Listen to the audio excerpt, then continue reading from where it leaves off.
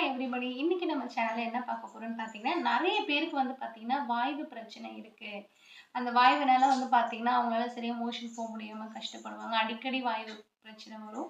So அந்த வாய்வு பிரச்சனைக்கு ஒரு டிப்ஸ் நான் சொல்றேன். இந்த கேஸ் ஐட்டம்ஸ்லாம் ஃபுட்ஸ் இருக்குல்ல, கேஸ் அதிகமா உள்ள ஃபுட்ஸ் முட்டை, இந்த பருப்பு வகைகள் எல்லாம் நெறைய கேஸ் இருக்கும். ஸோ உருளைக்கிழங்கு இந்த மாரி. ஸோ கேஸ் நெறைய இருக்கிற ஃப்ரூட்ஸ் வந்து எப்பவுமே ஈவினிங் 5 மணிக்கு மேல சாப்பிடாதீங்க. அந்த மாரி சாப்பிட்டா உங்களுக்கு டைஜஷன் கம்மியாகும். நமக்கு டே டைம்ல அதாவது காலையில இந்த மத்தியான டைம்ல உங்களுக்கு வந்து டைஜஷன் அதிகமாகும். சீக்கிரம் செரிச்சிரும். 5 மணிக்கு மேல சாப்பிடுற ஃபுட்ஸ் வந்து பார்த்தீங்கன்னா, கண்டிப்பா செரிக்காது. அந்த கேஸ் வந்து நம்ம ஸ்டொமக்லயே இருக்கும். அதனால நம்மளால சரியா கேஸ் ரிலீஸ் பண்ண முடியாம ஸ்மெல் அடிக்கிறது இந்த மாரிலாம் ப்ராப்ளம் வரும். ஸோ முடிஞ்ச அளவுக்கு நான் சொன்ன டிப்ஸ ஃபாலோ பண்ணுங்க.